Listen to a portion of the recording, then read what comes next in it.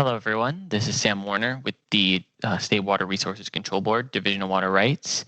And today I'm here to present to you all a tutorial on how to fill out the Russian River Curtailment Compliance online response forms. A couple of disclaimers before I get started. This video does not supersede the order or the regulation, and it's not a replacement for reading the regulation yourself, reading the letter that we sent, or for viewing our FAQ. The purpose of this video is just to provide some technical assistance and show you all how to fill out the online form. With that said, let's begin. The first thing you need to do is go to the website where the form will be filled out. That website, as you can see at the top of my screen here, is public.waterboards.ca.gov/WRinfo. And you can copy that either from the letter you received, or you can write it down from the top of my screen right now. Once you're here and you see the same things that you see on my screen right now, we begin by clicking the button that says Login here near the center of the page. Now you should see the login screen. There are two pieces of information we need to enter. We need to enter our water right ID in the section here that says Login.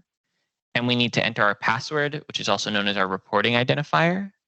Both of these pieces of information were provided on the letter, and they're the same information that are used to log in to the RMS reporting system that is mandated for water rights reporting every year.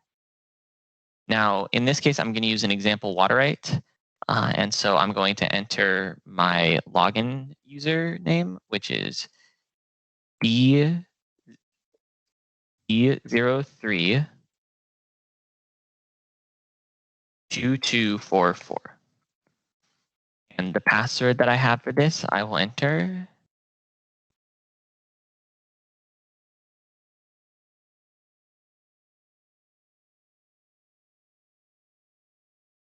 All right. Now, there's a small few users who may have not received the correct password on their letter. They may have received all zeros. And if that's the case, you should just use your RMS password if you have it, or you can contact the division and we can get you set up with your correct password. Once you've entered your information, go ahead and click this button here that says Login. The very first time you enter the portal, and only the first time, you should see a page that wants you to associate an email with your water right ID. So in my case, I'm just going to enter my email, which is samuel.warner@waterboards.ca.gov. And we'll only have to do this once.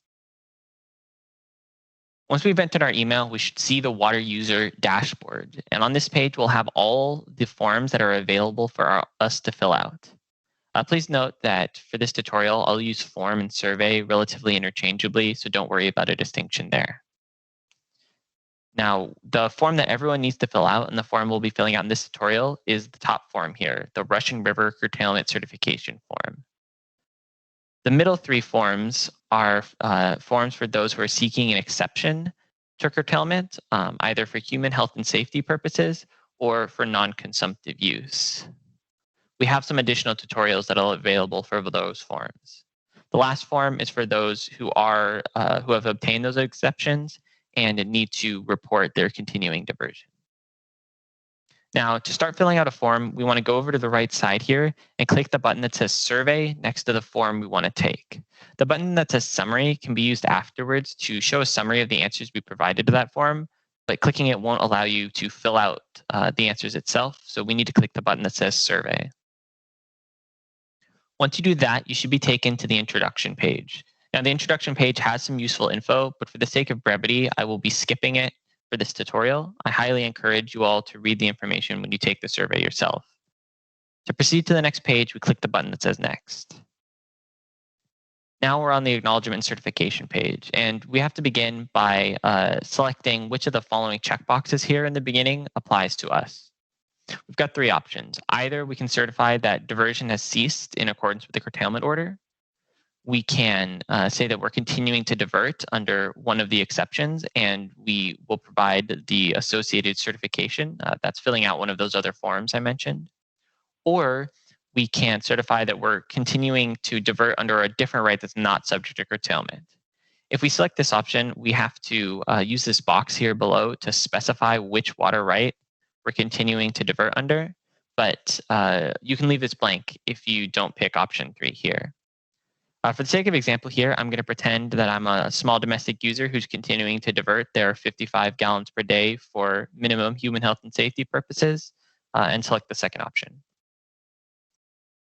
Now, scrolling down, we've got a question that says, if you're continuing to divert under sections 878 or 878.1, which is what I'm doing here, select one of the following options. If you're not, if you've ceased your diversions, then you don't need to select one of these boxes.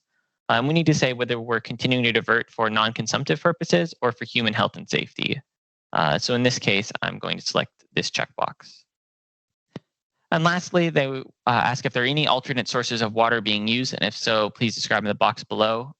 In my case, we've got no alternate water sources, so I'm going to type in no alternate sources. However, you could also just leave the box blank. Now we can proceed to the next page and click next. And please note that your answers will only be saved if you click next or previous. If you type something in and then you close your computer, the answers won't stay in the survey. Now we see a page where there's the option to upload attachments. The majority of users shouldn't have anything they need to upload here, but if you feel the need, perhaps you're using an alternate water source and wanted to upload documentation of that, you could do so on this page. I'm going to leave it blank and click next to proceed. And now we're on the submission page of the form. As you can see, the form's quite brief, and it really is possible for an individual user to complete this in 5 to 10 minutes on their own. If you're not technically inclined, you may need a friend or family member to assist you, but the majority of users should be able to complete this by themselves with not too much trouble. Now I'm going to enter the name of the person signing. In this case, I am the right holder, Sam Warner, and the relationship to the legal right holder. In this case, I'm going to enter that I am the right holder. However, you could fill it out for, say, your brother, in which case you would put family or brother, whatever is your preference here. Now we need to certify under penalty of perjury that all the information entered to this form is true and correct. This is an important box to check, and please do keep all your answers honest. If you need to return to any of the previous pages and double check or change any of your answers, you can use the previous button here to go back through the form. But we've answered everything the way that we want to, so we're going to go ahead and click Finish and Submit. All right, and now that we do so, we see a summary that shows all the answers we put in this form. We can see the checkbox here that we've clicked, and we can see that little bit of text we entered. If we want to save our answers as a PDF, we can use this button here that says Show as PDF to download a copy. It's not required, but if you want to have it for your records, you're welcome to do so. We can also use this button that says Return to Dashboard to go back to the water user dashboard.